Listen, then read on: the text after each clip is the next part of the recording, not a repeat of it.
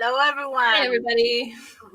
Thank you so much for joining us on another episode of Scranton Talks. I think we had a lot of fun last time with our trivia, Star Wars, and we had our special effects artists coming and talking to you more about what they do creatively.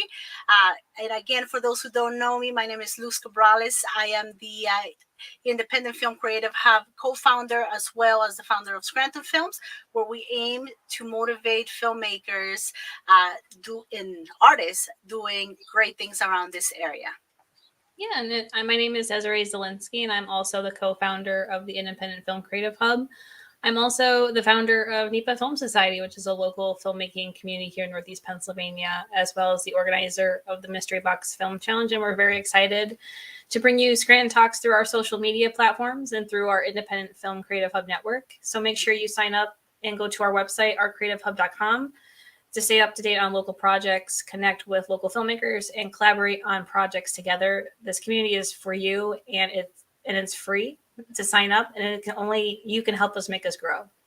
Yes, and today we also have Tony Susi, our guest host for today.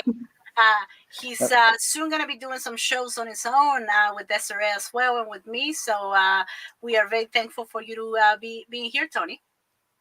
Yeah, it's great to be here. Like Lou said, I'm Tony Susi, a local filmmaker and designer in the Northeast PA area, and excited to, jump in and co-host and kind of be involved more with Scranton Talks going forward. So, yeah.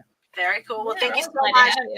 I know you're going to give us just a quick update on some of the events that are going on now before we introduce our amazing amazing guest. Our great guest. So go right ahead, Tony, just kind of give us a quick update. For sure. So on Thursday, May 11th at 5:30 at the Jazz Cafe in Plains, there's a Luzerne County Historical Society. It's their annual dinner. This year's theme is Lyman Howe and the history of local film. It's really celebrating Lyman Howe, who was a pioneering filmmaker from Wilkes-Barre. He added sound to film, one of the first people to do that. And he created his own projection system. And he did a lot of firsts in the film industry. So it's kind of an interesting thing to see that local roots of kind of breakthrough pioneering filmmaking abilities. In connection with that dinner on Thursday, on Friday, May 12th at 7 p.m. at WVIA Studios in Pittston, there's a film festival for early American film. They'll be showing 6 silent films created by Lyman Howe and others, as well as a screening of a bunch of current films by local filmmakers too, with a Q&A and a panel discussion. So you can come learn about the impact local filmmakers have on the American film industry today, as well as when it was in its infancy. So that event is free to the public. You just have to go online and sign up and reserve your ticket. So yeah. Yes. So thank you so much for that, Tony. And the last one, I know Desiree is doing something special as well. Yeah, with going on the film festival, you just go to WVIA's website to register for free, and they're being modest. Like Luce is having Sing to Me premiere at the festival. Tony and Zach are having They Come Back. And then we have Rich Dries and Natasha showing 8 Years with Gilda. So they're kind of not saying that, but they're showing their films at the festival, which is fantastic. Yeah. And we're all going to be there at the dinner and at the festival. But I will be presenting Art of the Film poster at NEPA Creative's Creative Meetup on Tuesday, May 16th at 5 at the Wilkes-Barre Think Center. This is also a free event that requires registration, so you can register on the Greater Wyoming Valley Chamber of Commerce website, and it's a free monthly creative meetup to promote collaboration, brainstorming and sheer moral support for all creatives in Northeast PA. So that'll be fun. So. Yes, and it is very, very nice that it's happening. It's just kind of like the same thing that we have with Scranton Tax, just trying to motivate filmmakers. So speaking about filmmakers and artists, would you like to introduce our new our guest, Desiree? Yeah, so with that, tonight we are very excited and honored to have the American film director, playwright, and environmental activist Josh Fox on our show today. We actually met him at the Northeast Pennsylvania Film Festival a couple of weeks ago, and it was so nice to see him and have him speak at the festival, and we're so happy to have him here today on our show. Yes, and we're going to just be having a very relaxed conversation just about being a filmmaker and just other creative aspects as well. But before we bring him in, we're going to just show a couple of clips of some of his work and what he has done throughout the years, and we bring him into our live stream.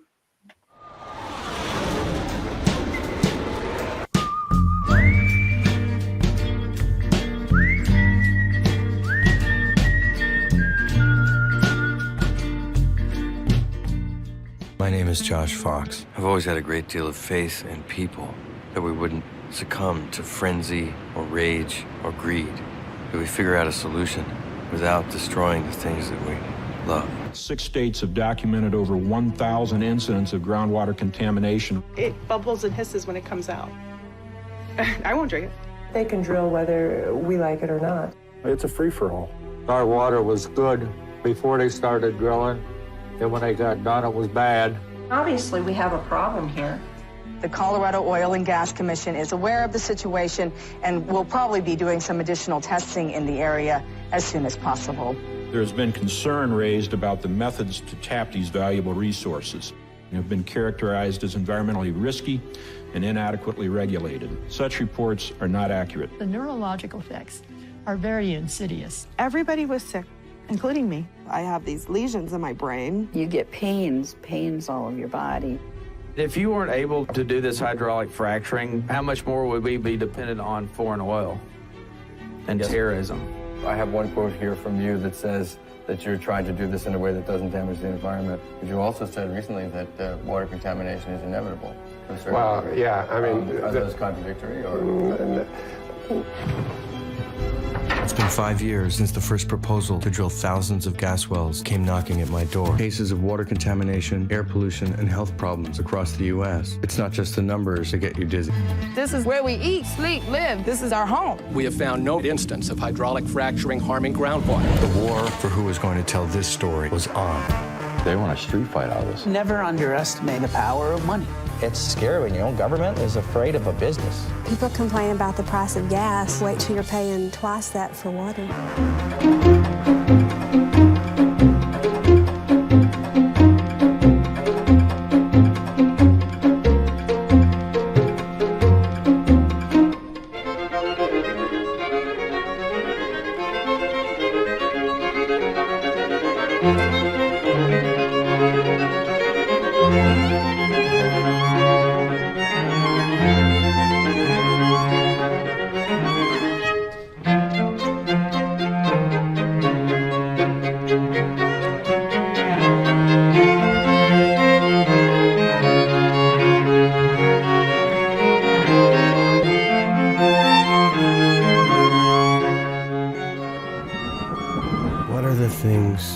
Climate change can't destroy? What are those parts of us that are so deep that no storm can take them away?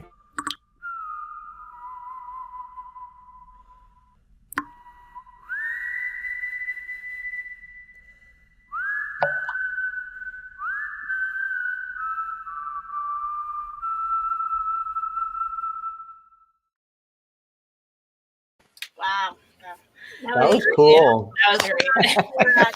I've never seen all that back to back like that before. That was kind of awesome. Oh, no problem. We like to take pride in the work that our filmmakers do, and we like to give them a good representation. That way we can sort of talk about, in an extensive way of just what makes you a creative. So what I'm going to do is I'm going to start the first question, and then we're going to go Desiree, Tony, and kind of just keep the conversation flowing. Anything in particular that we may forget, just let us know. I mean, there's really no rules in this show other than to motivate and maybe get some people that, are doing what you're doing, maybe at your level, that can get motivated to do more, and maybe some things for the environment as well in the meantime. So the first question is, I have seen some of your interviews, some of your work, and, the first thing that I like to say is you are a musician. You're a theater actor. You're an actor. You're a writer, director, and you're a filmmaker and environmentalist. That's a lot, right, to cover in one show.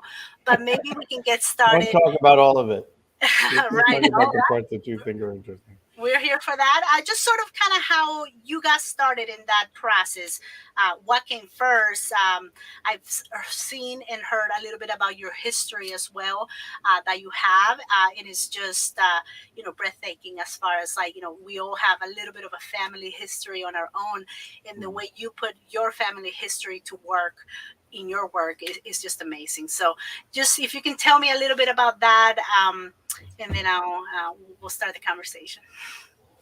So about my background, you mean?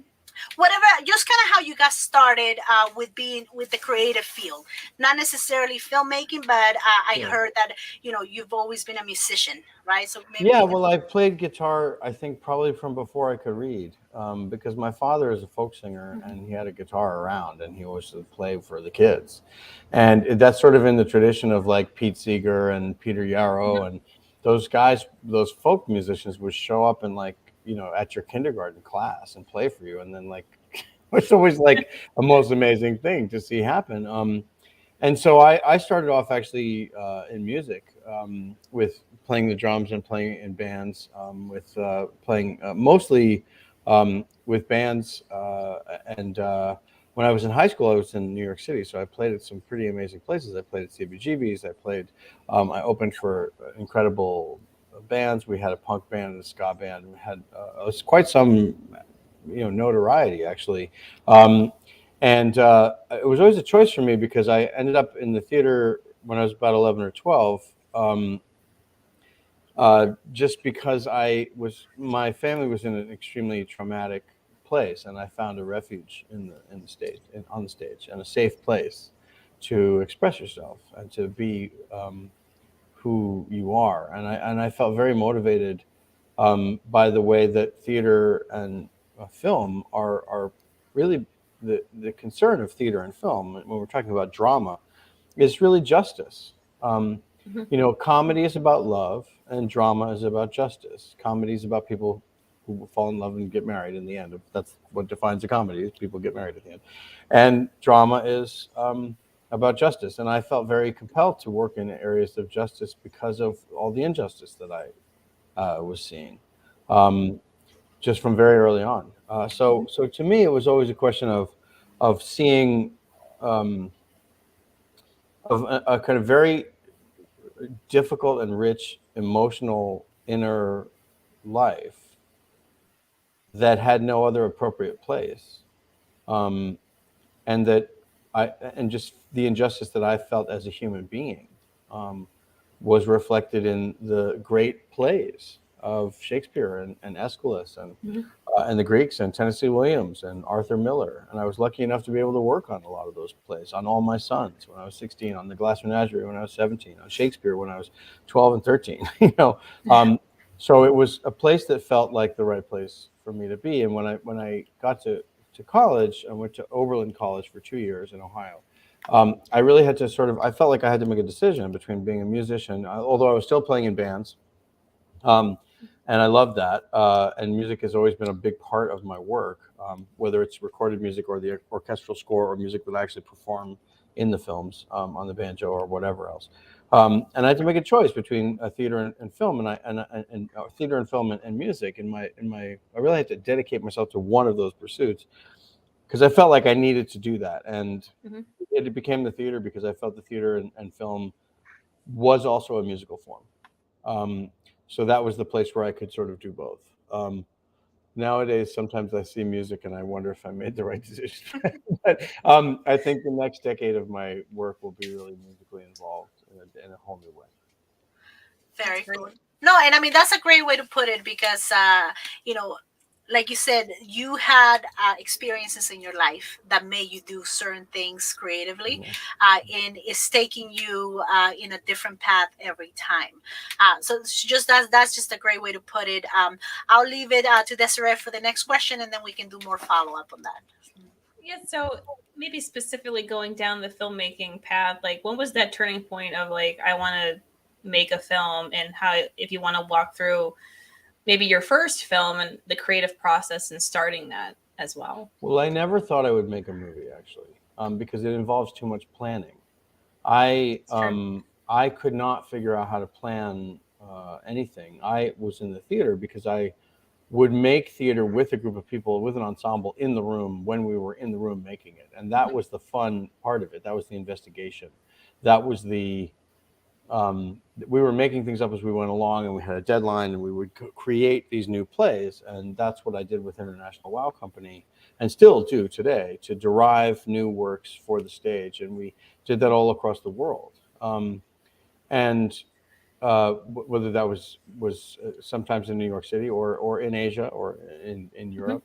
My theater company, which I was the director and sort of the lead playwright for, we would derive works together. And that was an extraordinary process where all I had to do was sort of ask questions, and we would make it up as we went along, and I could see it in front of me. The thing about filmmaking, it seemed to me at the time, was this very strict process of like, okay, here's your script and here's your storyboards and every shot is planned out.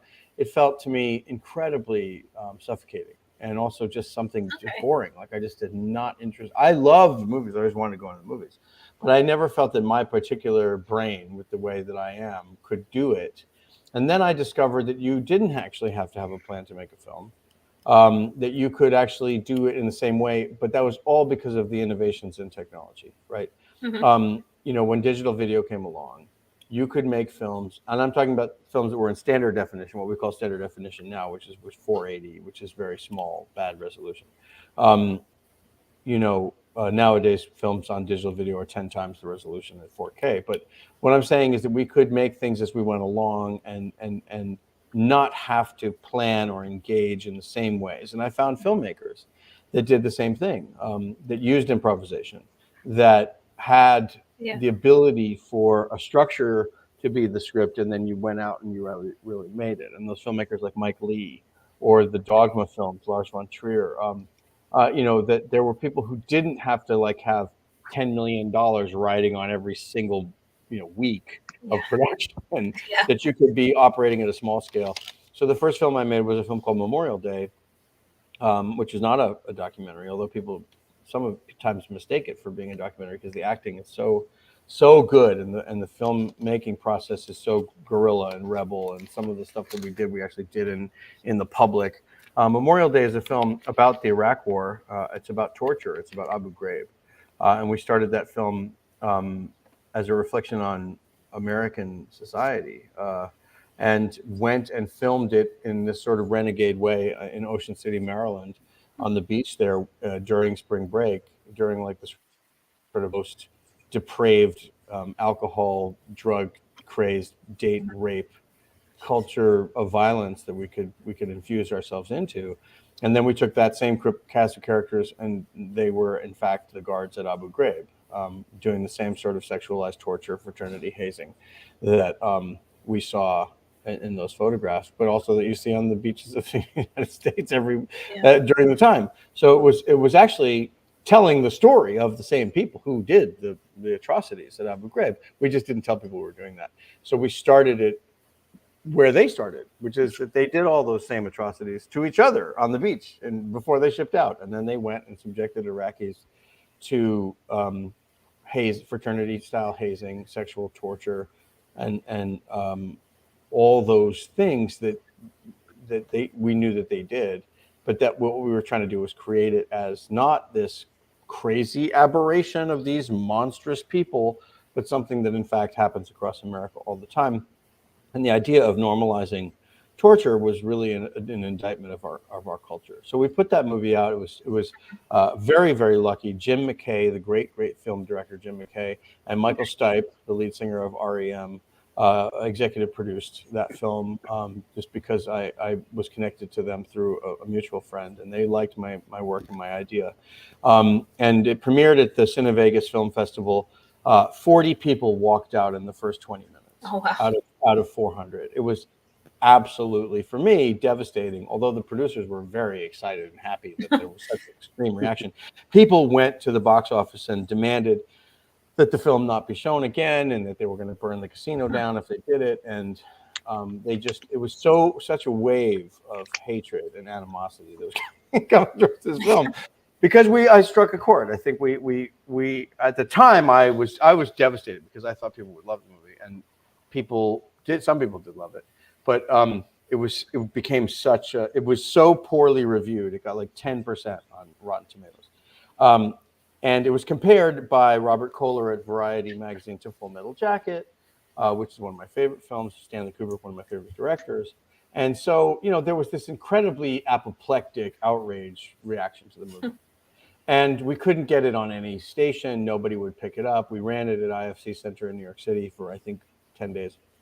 And at the time, it's premiered at Cine Vegas Film Festival, and I had said I was totally broke. I was a theater artist, and I had said to Cine Vegas Film Festival, please, can I just drive to Cine Vegas in Las Vegas instead of flying? Don't fly me out. Pay my gas money. Yeah. Because in the back of my mind, I thought, if they pay me to drive to Vegas and back, I can start this other movie about fracking. Because I needed to go to Texas, and I needed to go to Wyoming and Colorado. And so I needed to do a sort of mini road trip, and they said yes. They paid for my gas. And so I was able to make the first bunch of shoots for GASLAND, which then, of course, became one of the best reviewed movies of all time. Won the critics' poll at Sundance, was up at 95% on Rotten Tomatoes, and is now the 11th best reviewed environmental film of all time, or whatever it is. So, it was a fucking, excuse my language, it was a funny experience to be like totally hated and then to have this incredible hit. And so what we decided to do, because of the immense popularity of GASLAND, because how important the subject matter was, and how much I knew the oil industry was going to attack me, we sort of buried Memorial Day. And we felt that if it had gotten out, the movie, that I would be tarred and feathered, and the oil industry would cast me as a crazy, abusive, weirdo pornographer, and that was just not what I needed. We needed to save the Delaware River Basin from fracking. So we made a decision, which was a very tough decision at the time, to just erase and remove all trace of Memorial Day from view, and you still can't see it today, which I kind of want to put it out, but maybe we'll do that next year for the 20th anniversary of Abu Ghraib. That would probably be a good time to put it out. When like I said, the acting is so good in that movie that, and it's so real and raw and crazy that people literally believe it's a documentary, and they're like, "How did you get access to that?" To Abu Ghraib like that, and we were like, that was all acting. But I would like to put the film out at some point.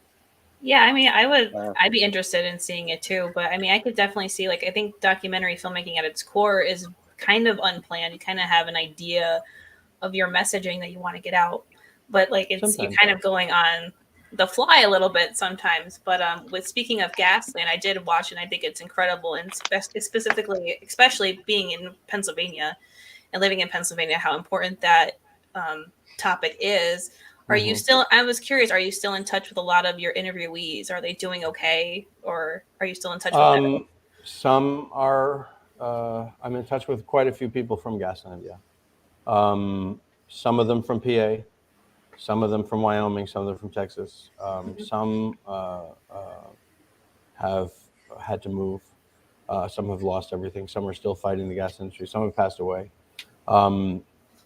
It's, you know, we did a lot of good with GASLAND, with the anti-fracking movement. Certainly, New York State banning fracking was a huge thing. Certainly, banning fracking in the Delaware River Basin, which was my whole ambition, was to save the Delaware River. We did that. Enormous success. We banned fracking all throughout Europe. And when I say we, I mean the anti-fracking movement and sort of the film together, which ignited so much consternation all over the world. We toured the film to 500 cities, and we did that, and it went on HBO. And like I said, it was won the Critic Poll at Sundance, won the Special Jury Prize at Sundance, won countless awards. It won an Emmy for me for Best Director. It won. It was nominated for the Oscar for Best Documentary. I mean, it was like being shot out of a cannon. It was crazy. It was a crazy time, and it put me in a position of being a leader in the environmental movement, which I, you know, was happy to take on. And lots and lots of media appearances, constant interviews, so stuff like that. And I was prepared for that because I was prepared as an activist for my whole life of that kind of campaigning, right? At the same time, you know, we failed a lot of places. We could not get Pennsylvania to change.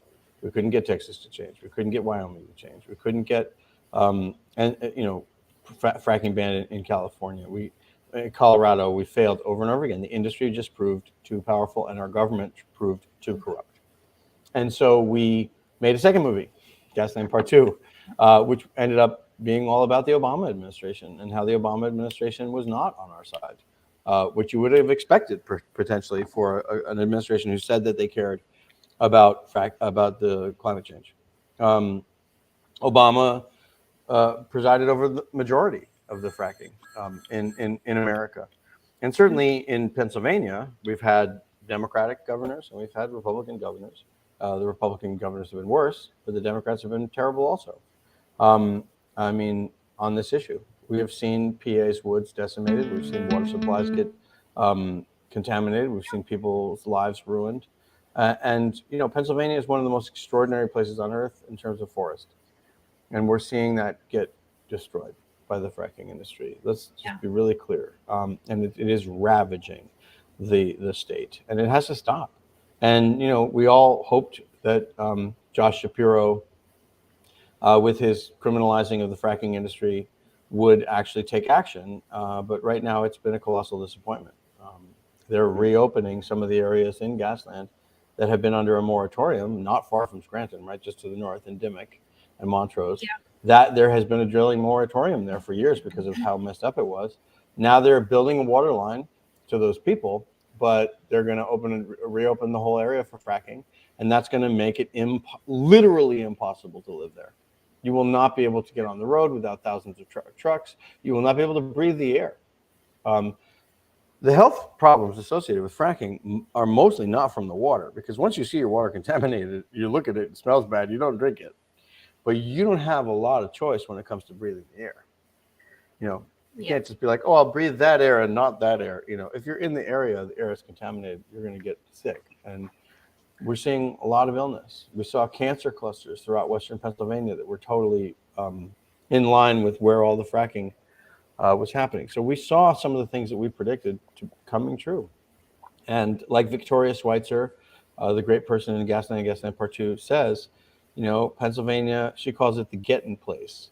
First they got the timber, then they got the coal, and now they're getting the gas. And they have no recourse, no interest at all in protecting the citizens. And I would urge Pennsylvanians to stand up to the fracking industry as much as we possibly can, wherever we can, because it's just absolutely outrageous under a Democratic governorship that we're seeing this type of abuse happen at the hands of the oil industry with no protections for the citizens. Yeah, it's just mind-boggling. I think that's what I love about film, even with Memorial Day. I mean, it was so like not well received, but I love those kinds of films that push you to know things and to push the boundaries, even if you're going to be hated for it. That's what I love about that. It doesn't feel good to be hated for it. That's all. No, it's just not sometimes good. It's not good when you're in it, but I mean, it's the kinds of things that's like. That's why I love filmmaking. It's like the devil's advocate, essentially. Yeah, well, it has the power. It has the power to do so much. Yeah. So I'm gonna pass. And we've been lucky to experience that. Yeah. You know, that film, Gasland, changed the world. You can't have a presidential debate without talking about fracking. You can't talk about the environment without talking about fracking.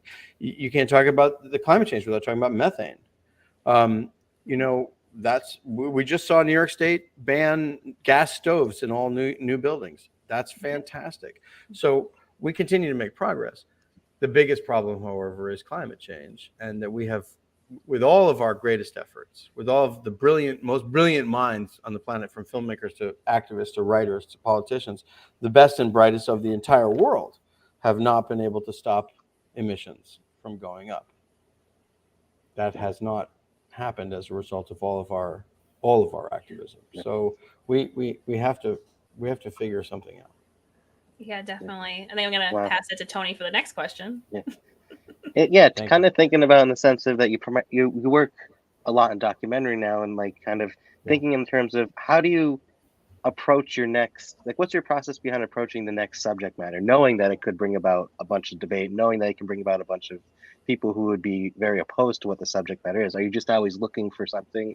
Do you kind of see something and then go down that path with it to start and then develop it further? Like, what's your approach to finding the next project or starting the next project, essentially? That's a great question. I definitely feel a responsibility to the dialogue that we sort of started in a certain way, right? So I am very Gasland Part 2, and How to Let Go of the World, and then Awake, A Dream from Standing Rock, which is the film about the uprising of Standing Rock.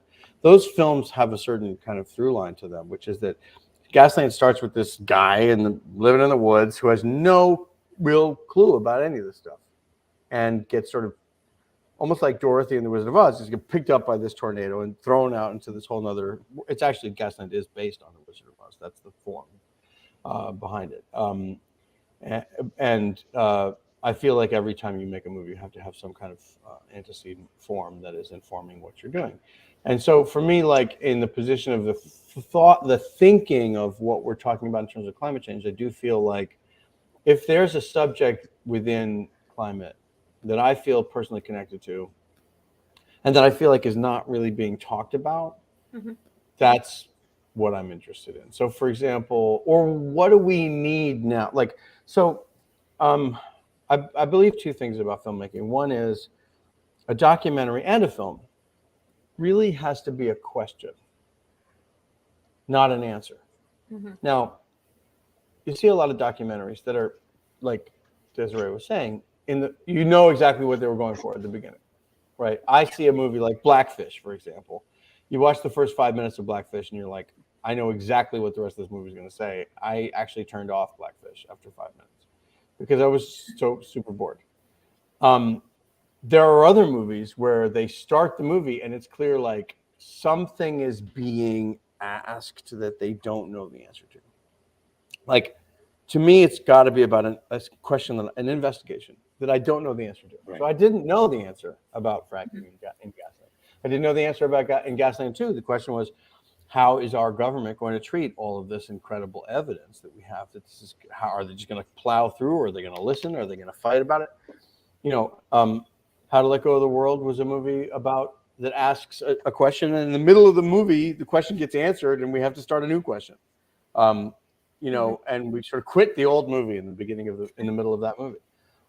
So for me, it has to be a question, and it also has to be something that I think not just a question to me, but a question for a lot of other people as well. Yeah. Right? Like, I always say that a film has to be like, you're the only person who can make your film, right? Why is that true? Why are you the only person who can make that film? Answer that question. And also, why does anybody else care about it? Right? Like, there has to be an you're impact the only for other audience people. member of it, then, you know, that's fine. Some people just want to make a movie for themselves to watch. that's totally fine. Go do that. But like, who else cares about this? So it's the intersection between those two things. So the film that I'm working on right now, it's called The Welcome Table. It's about climate refugees and the fact that we're going to see 1 billion people have to leave their homes or move because of climate impacts. 1 billion people, like an eighth of the planet, is going to have to move because climate change will make where they're living inhospitable in the next like couple decades. So we're going to see the largest human migration in history. And what governments are doing is they're building walls. The real climate budget in most governments' budget is not solar farms and wind turbines and so on. It's the wall that they're going to build. It's militarization and criminalization of migration, which is a Mad Max future that we can't even imagine how terrible that kind of thing is. And it's whipping up xenophobia, whipping up racism, whipping up hatred, all of the things that are the hallmarks of this era that we're trying to defeat, right? So we're making a film where I'm going all over the world, investigating places where people are climate refugees, and in America and abroad. And then we're bringing all of those stories to a single table to sit down in New Orleans and eat and drink and talk together. And that's the Welcome Table. The Welcome Table is a song. It's a spiritual song from the South that a friend of mine here in New Orleans, John Boutte, who's the guy who sings the Treme theme song, he sings that song.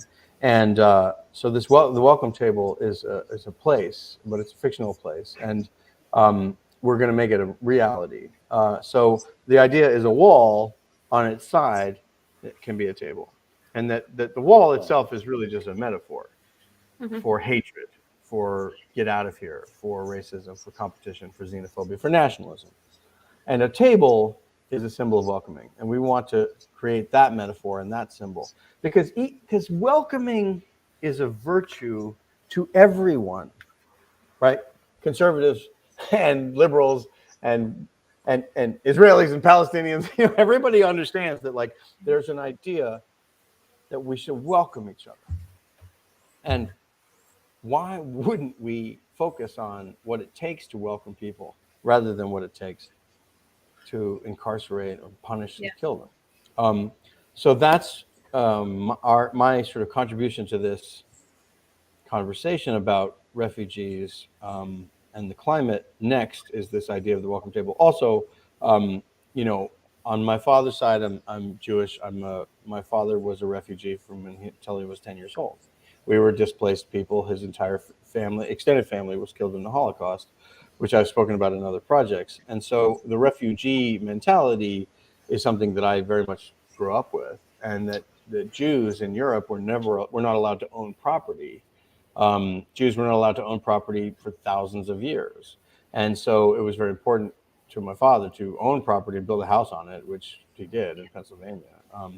And so that is one sort of through line in my life that makes this important to me. And on the other side, my mother's Italian. She just passed away, but she threw these incredibly huge, wonderful dinner parties, which I do a lot of. I throw dinner parties. Like I love to throw dinner parties. For 50 people, I have to cook for everybody.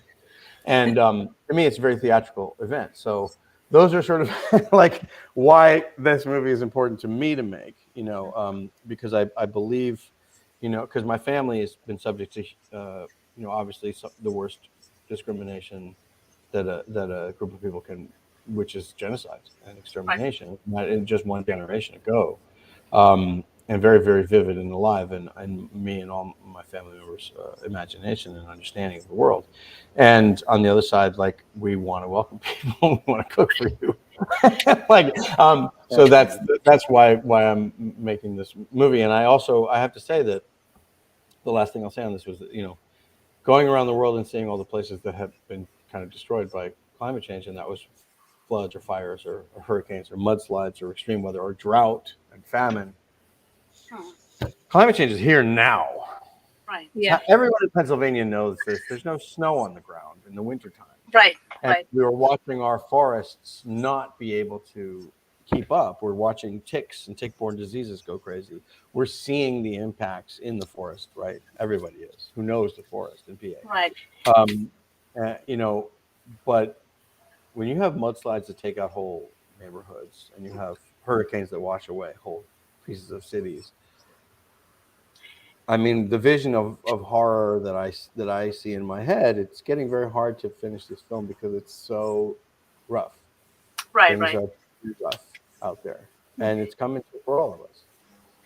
And I love how you put that together, and I have seen in some of your films how you say, you know, your father found refuge in the woods. You know, your father came to the woods to live. He built a house in the woods, you know, within the earth, and just to be able to leave it to you, to have your family there, and then now you have people trying to take that away or contaminate that, and then you're also creative, so you're putting all that in the mix, right? And I think, you know, just to kind of go on the question that Tony said, is it must be very difficult as an artist to do that, but also maybe empower you in a way to just keep going and telling those stories. I love how you mentioned Awake, in just how the neighborhood in this culture, you know, welcomed you as well to tell a story. I talk about collaboration in filmmaking all the time, right? But collaboration comes in many different ways. And if you don't mind just touching a little bit on that experience that you had with the Wake, because I know that you went through a lot of hardships there. I mean, and also a lot of violence that came your way and the people that were around you.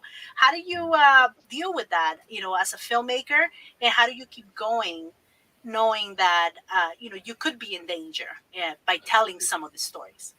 Luz, that's a terrific question, and I really think about that a lot, actually, because I think my work with my theater company, which started in Thailand, and then we were in Japan, and then we're in Indonesia, and in India, and in Germany, was always about collaboration. And how could we find ways of doing collaboration that were going to keep representation very active and keep ownership for the people who were involved? Because you see a lot of collaborations where it's not really collaboration, and like some people are just clearly in charge and they kind of subjugate other people. You know what I mean? Yeah. And we didn't want to be that. We didn't want to be, you know, colonialists on in our own stage, right? And Awake, the Standing Rock film, was a collaboration. I felt that a collaboration was possible, and the proof is sort of in the pudding, as they say. Like I went out to people and said, "Hey, I think I first of all, I was invited there, as so many others, and that was such an extraordinary, bold, beautiful move that the Standing Rock Sioux tribe did, which is they said, we're in trouble and we need everybody." Now that's unusual. You know, people for a Native American tribe in America to be like, we need you all to come here. And now when people got there, they got an education in indigenous sovereignty and in the ways that what the struggle was really about, right? So it wasn't about what a lot of people thought it was about when they arrived. It wasn't about the environment so much, so it was about preserving these people's land and the water. And to what does it mean to become a water protector rather than an activist? These were great things. And so when I had all this footage, and I had the extraordinary partnership of Clarice Whitebull, who is the star of my sort of section of the film as a narrator and as a voice there, I met her on the first night I was there, and she gave me an interview in the parking lot of this movie theater, which you see right there, actually, where she talks about having a number written on her arm and being thrown into cages with elders. And I was putting out material for Now This, the internet outlet on Facebook at the time, and that video went to 32 million views in like a week. And it was absolutely extraordinary and out of control. I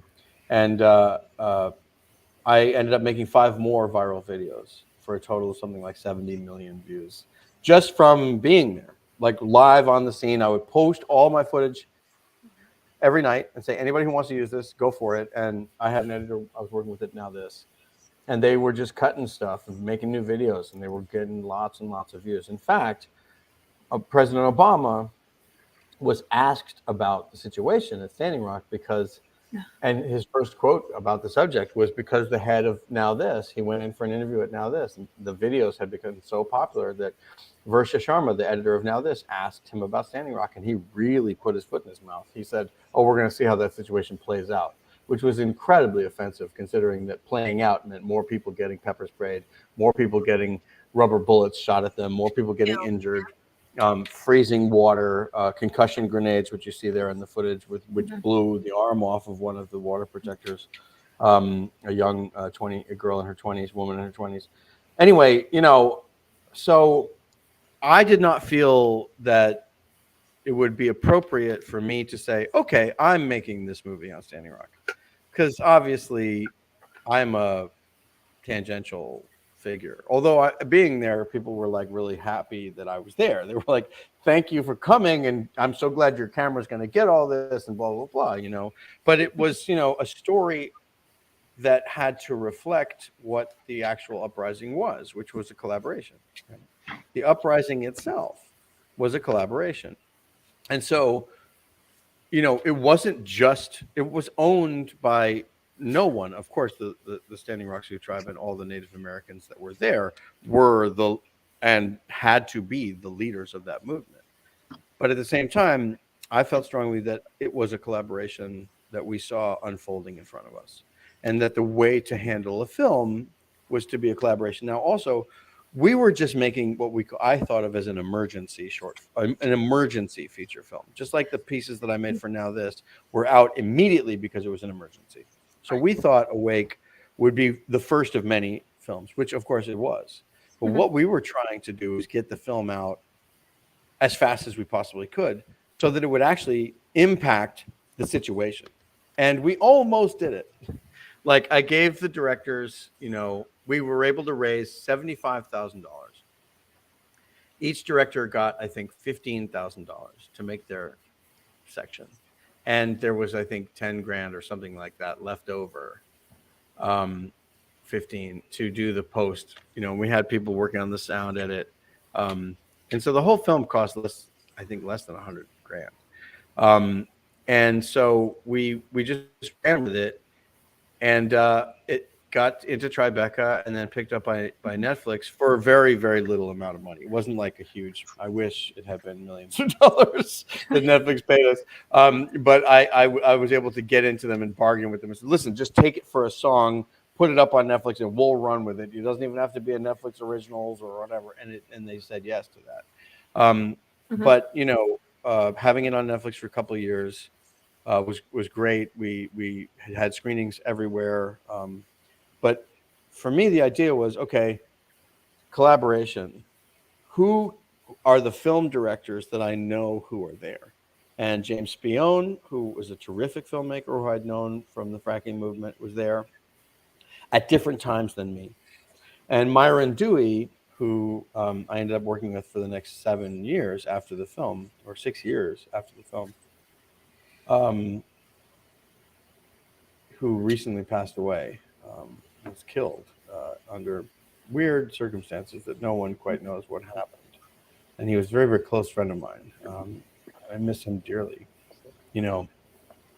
They all said yes. And Doug Goodfeather, Lakota Sioux direct descendant of Sitting Bull, said yes to be executive producer and in the movie. And Florice Whitebull, wanted to do the narration and write with me. And so we had yes to the idea of collaboration.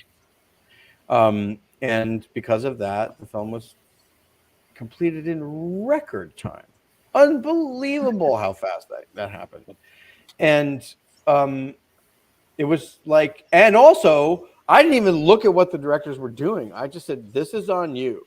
Go make what you're going to make," And when it came back, it was like, oh my God, this fits together. Right. I was amazed, because there's my section, which sort of brings you into this idea of this dream with Florice at the beginning. And then in James's section, which has no narration, you're fully immersed in this dream.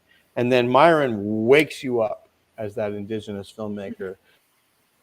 And then there's a coda at the end of which I directed with Florice where she is saying, will you dream with us?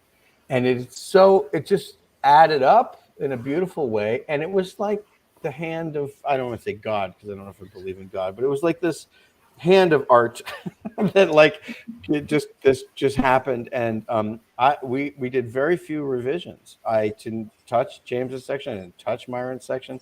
I touched mine a little, but we were there, and it happened so fast. And so that's very, very lucky. GASLAND 2 took 3 years to make. The movie I'm working on right now, The Welcome Table, is taking 4 or 5 years to make. I'm working on another film about nature, which is 3 years in the making. And so, that was just very amazing circumstances. But I do believe that the way we think about art today, I do think a single director's vision is still a very important, beautiful thing to have. But I also believe in other types of, how can we do other types of collaboration, which for the very same reason we do for the way, which is that different identities are going to have different ways of presenting what they're saying, right? A huge conversation between myself as a Jew and Myron Dewey and Doug Goodfeather over the years has been about intergenerational trauma and genocide, and that's reflected in another project that we've been working on. But we are very distinct voices, and to try to figure out how do you have those distinct voices in one film, that's an interesting proposition. And I think in Awake, it works. It's sort of the best example of that I've ever seen, I think. Just turning my own horn, I guess, in some ways. But it becomes, I don't know how that happened. No. You put it beautifully. I know I have seen you say this: protect the sanctity of each individual story for this particular project. But I think you do that in all your films. Because it is about the story. It's about what are you telling, what question are you answering. So I love the fact that you put that in. I'm going to give the room to Desiree just to kind of end this with just a little bit more of the theater part of it, and how that. Now let's talk about the individual part of how you project that into the theater. You're an actor as well, right? And just I know you co-founded, you founded, and you're the artistic director of a international WOW company. It is a film theater company working closely with actors, non-actors, diverse cultural backgrounds, including many communities. So how do you build that? The work that you do in a commercial, well, I wouldn't say commercial, that's a bad word, but just more in a bigger budget, and now you bring it to the theater where sometimes you don't have a budget, you don't have those resources available. We're struggling with budgets right now on all of our projects, but yeah. Right, so how do you tell that to the filmmakers, to the actors that are trying to do what you're doing, and they're stuck, right? That's a great question. In terms of being, okay.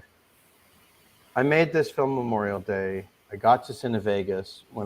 I had used the budget, the travel budget for Cine Vegas to create the first shoots of GASLAND. When I got to Cine Vegas, I was with all these filmmakers. And their films, Cine Vegas had this reputation of being like the films that were too hot for anywhere else that we would play them in. And I met, I needed an editor because I had edited my film for 3 years and I hated it. I hated being alone in a room. Hated being alone in a room.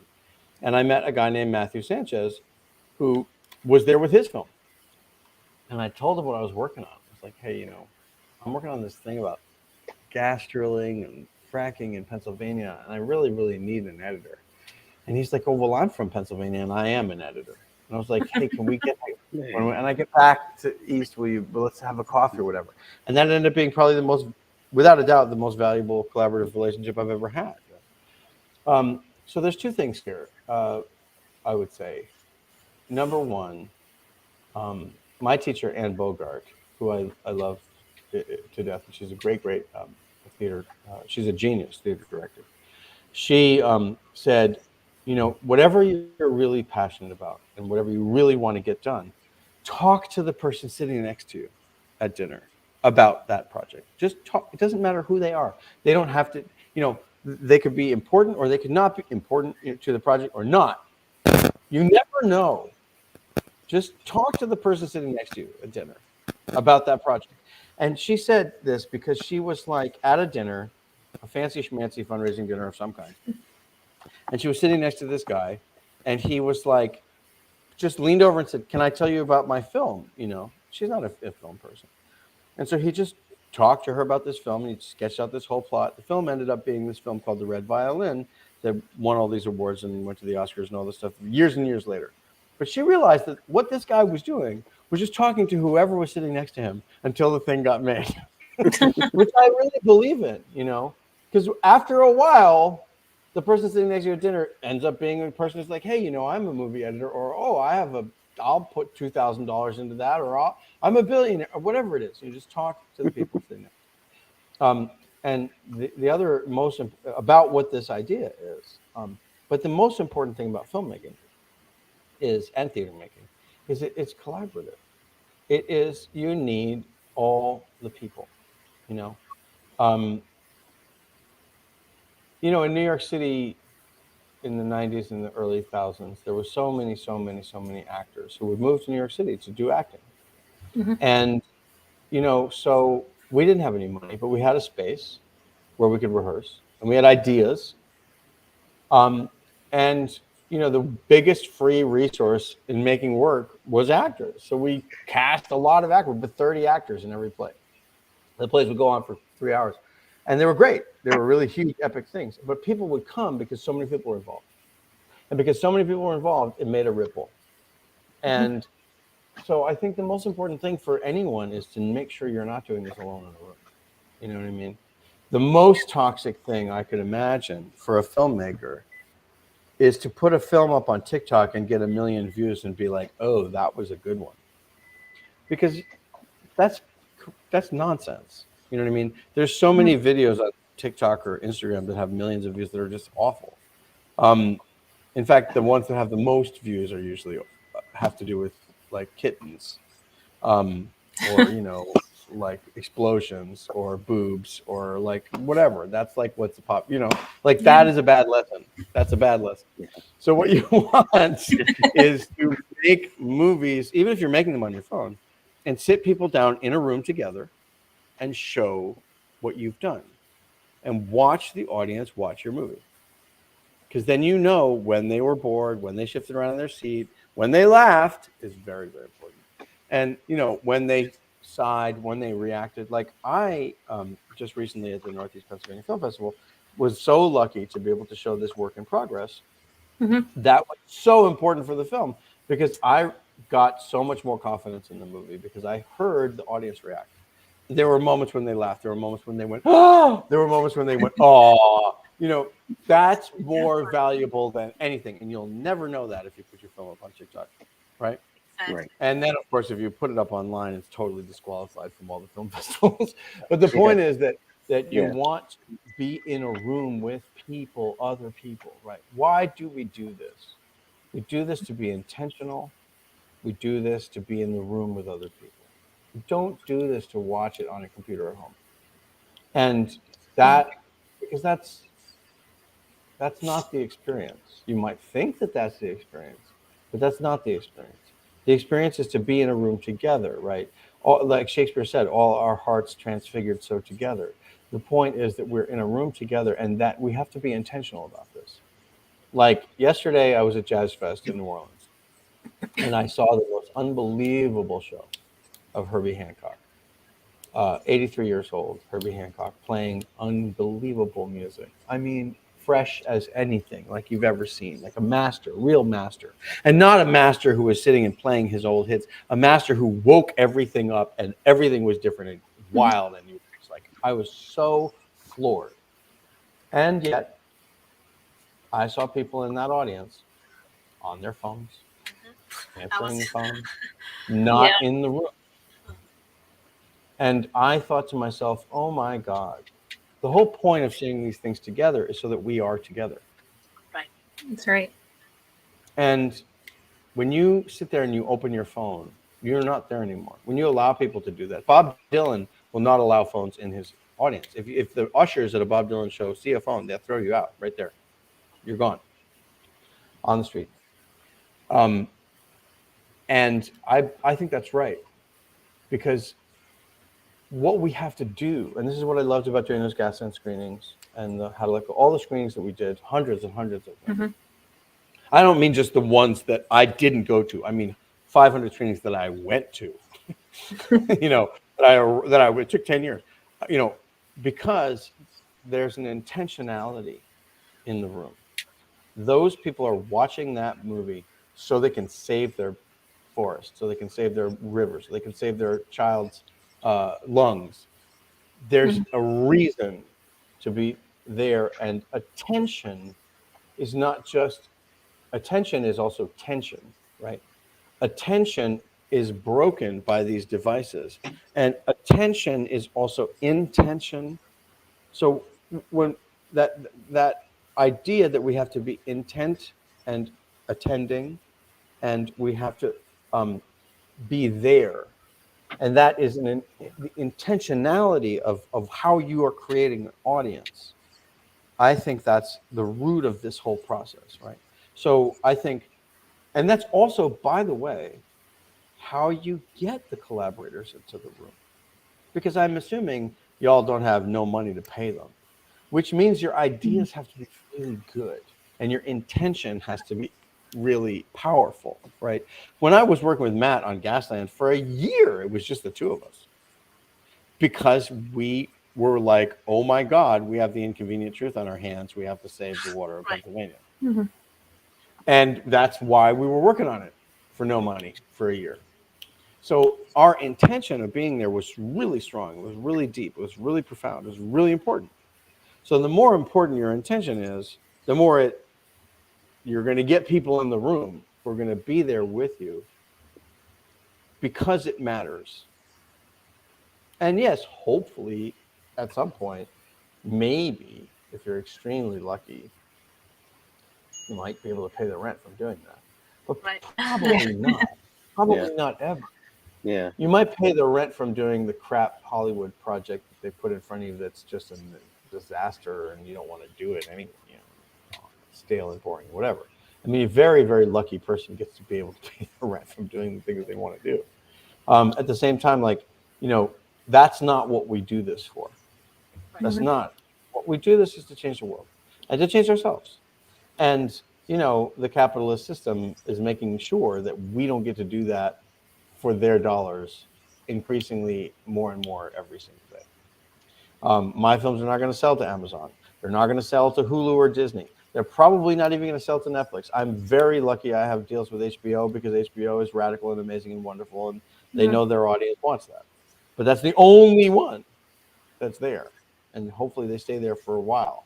But the way that we work on this right now, I think about Pete Seeger. Pete Seeger was blacklisted for 16 years. 16 years from being the most popular band in America.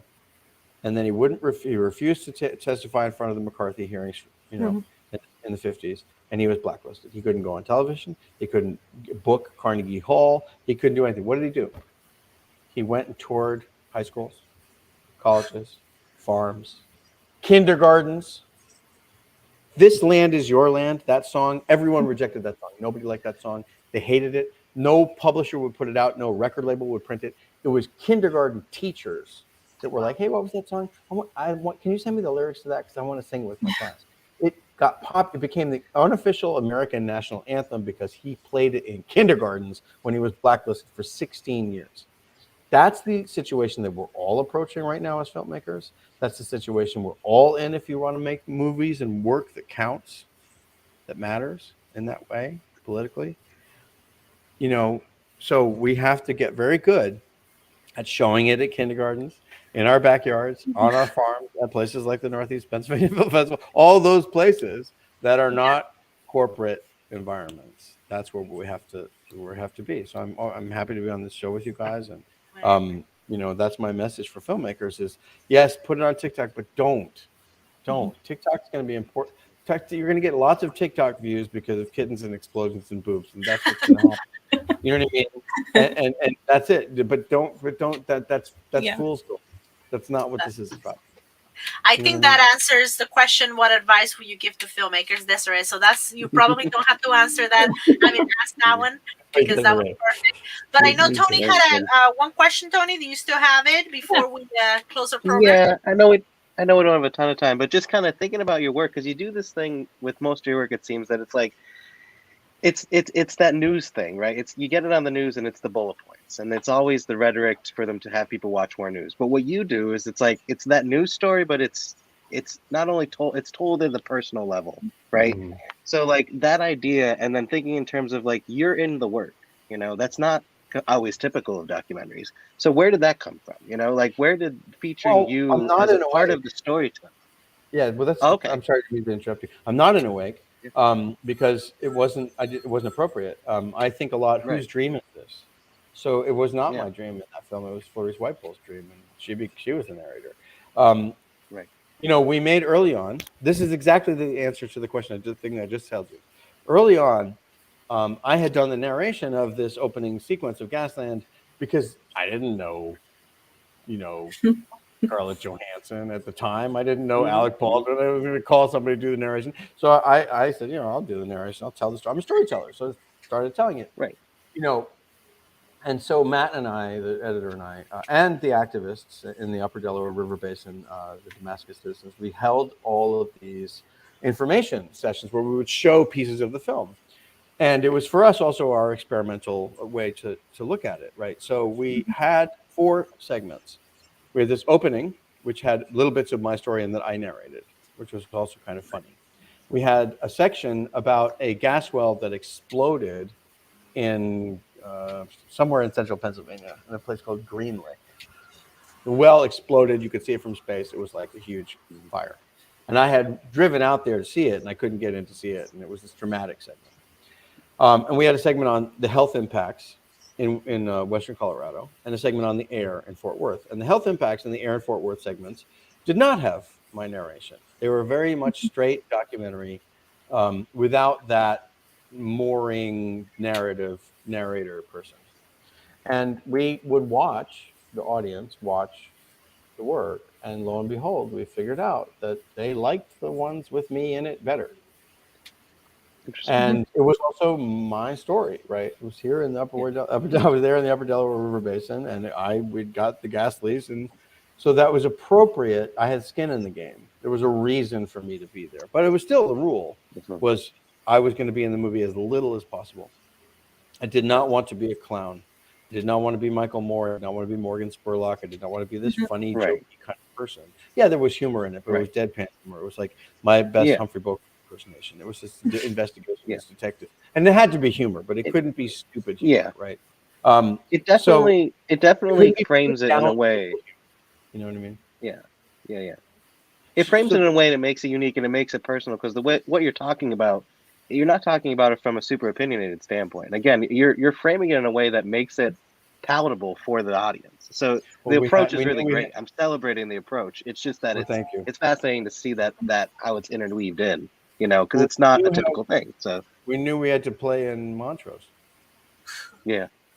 We weren't going to be Michael Moore and play in Montrose. This is not going to happen. Yeah.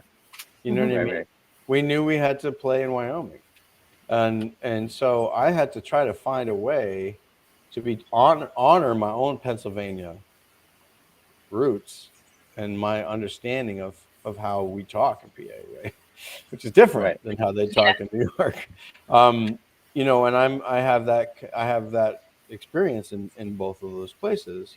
And I chose, to really be the person who I am when I live in the woods in PA, So that person is a distillation of a part of yourself. When you're in your own movie, you're never yourself. You're always just a slice of yourself, right? You're always a portrayal. You're a person. And it was always a question like, I was only there to serve the story. If I could serve the story, then that would be my role, right? It was never to be like I want to be in this movie. You know what I mean? Because the rule of this, and this is very important for young filmmakers, it's not about what you want. What you want is what you're going to see on TikTok, right? Because it knows your brain. It knows your innermost impulses. It knows what websites you visit. It knows what you want. And you're going to see that. That's toxic and bad for you. You got to focus on what the film wants. What is the film? So when we did those opening sequences, we were paying attention to the audience. What does this film want to be? What does it feel like? What's carrying the message the best? And in those movies, it turned out it's you, Josh. You have to do some of this. Excellent. And I was like, okay, I will do it. Why not? I'm a trained performer. I know how to use my voice. I know how to convey these emotions. And I also know how to take the emotions out of it so that I'm not overdoing it. You know what I mean? You're not getting in the way of the film. So that was a skillful thing to do. And it worked. And it was one of the aspects of that film that I think was, or those two films, or three films, that is remarkable and totally different than what you might see elsewhere. But at the same time, it's only as much as absolutely necessary. I'm hardly in GASLAND 2 at all. Because at that point, that story was much, much less about me. You know, I'm at the beginning of it, I'm at the end of it. But like, you know, the way that came about was I knew what I didn't want to be, and I knew what the audience was responding to. And finding the tone of voice, that was interesting. Because it was deadpan, it was very flat, it was very not... I didn't want to crowd out. It was what you were saying, Luce, about making sure that the people's voices were louder than mine and that their stories had the most integrity. And that I was this quieter voice in the back of people's ear. And in fact, a lot of people told me, they were like, oh, your voice is so soothing. I was listening to GASLAND when I was going to sleep at night. It was helping me. And I was like, what are you doing? You're going to have nightmares about Dick Cheney. So I started recording these bedtime stories, and it ended up being a whole new project, which I do these recorded bedtime stories I wrote, which are very funny and weird. But anyway, yeah, it's not. We're gonna be downloading the app now. No, well, they're called Josh Fox's Anti-Totalitarian Bedtime Stories, and it's supposed to come out in the book. They're all pretty funny. They're anyway, it's a whole topic for another day. But that's how the voice, that's how the decision to make was one that was very active. And it came not from our desire at Matt Sanchez, me as a director, me as a person. It came from watching the audience watch the film and seeing that they liked the segments, but they had more to hold on to in the segments where I was narrating, and that more of my story was included. Whereas if it became very normal and very almost deadening when we got rid of the humor and just focused on how horrible fracking is. You know what I mean? Yeah. But I encourage people to do that experimentation process, right? Yeah. Experiment with it, and you know, sometimes you're going to find out something you don't really like, maybe, you know, but that's part of it. Right? Right. Well, I It's think what that's the film wants. It's not what you want. I'm sorry. Go ahead. It's what the film wants. It's what the film wants.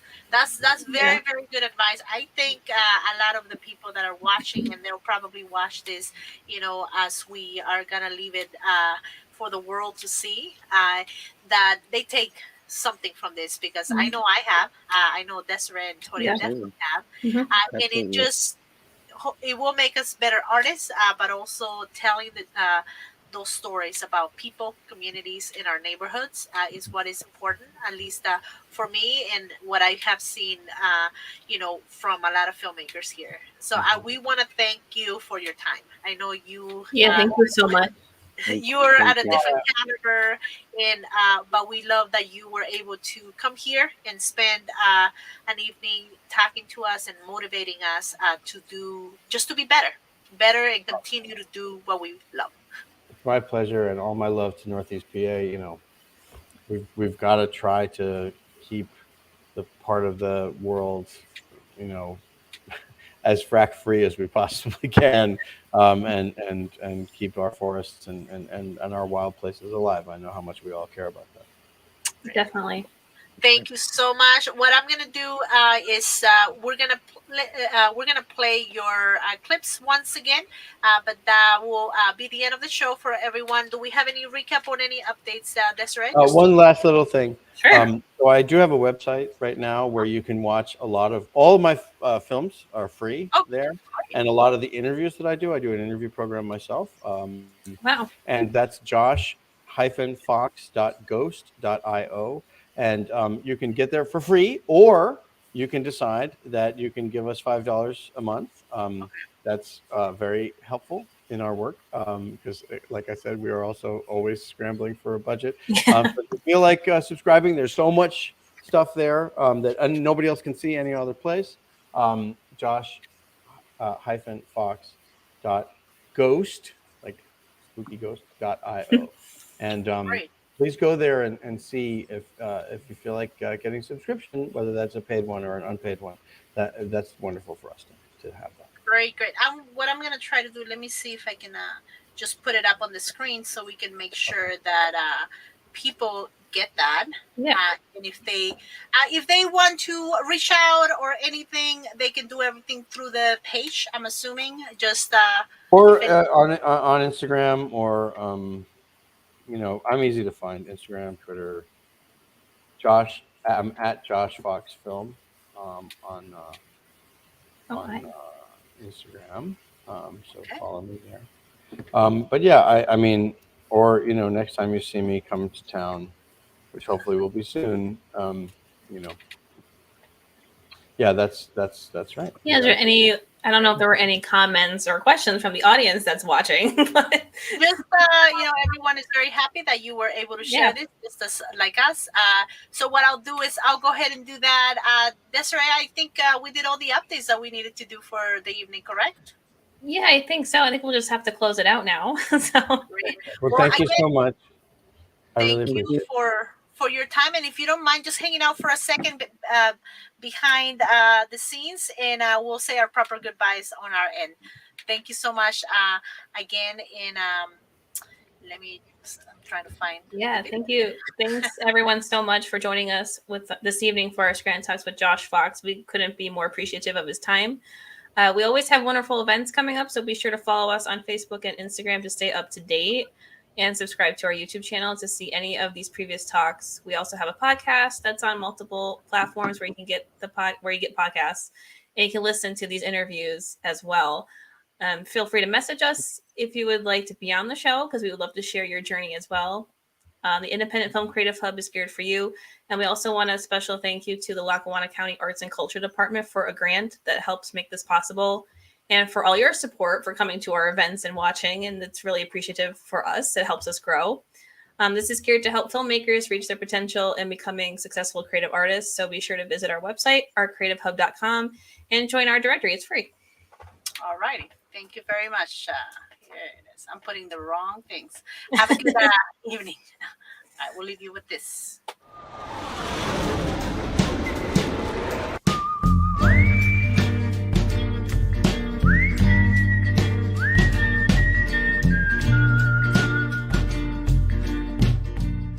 My name is Josh Fox. I've always had a great deal of faith in people, that we wouldn't succumb to frenzy or rage or greed, that we figure out a solution without destroying the things that we love. 6 states have documented over 1,000 incidents of groundwater contamination. It bubbles and hisses when it comes out.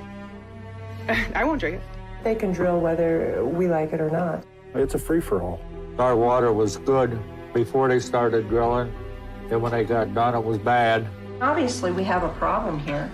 The Colorado Oil and Gas Commission is aware of the situation and will probably be doing some additional testing in the area as soon as possible.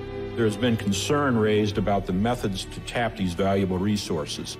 They have been characterized as environmentally risky and inadequately regulated. Such reports are not accurate. The neurological effects are very insidious. Everybody was sick, including me. I have these lesions in my brain. You get pains all over your body.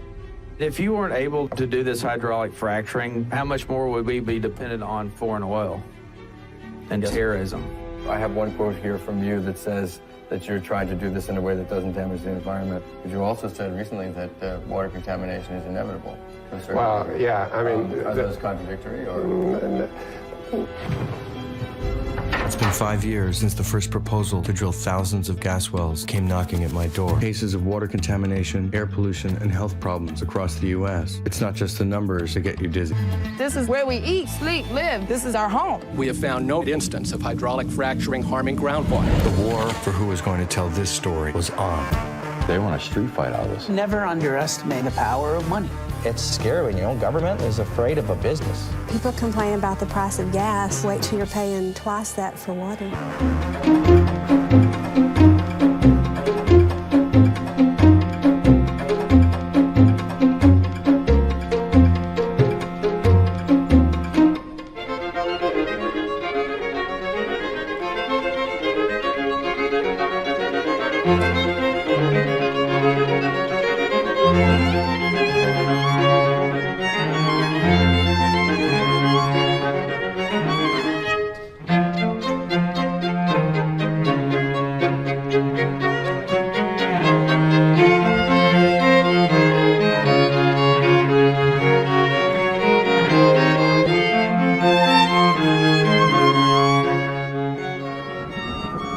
What are the things that climate change can't destroy?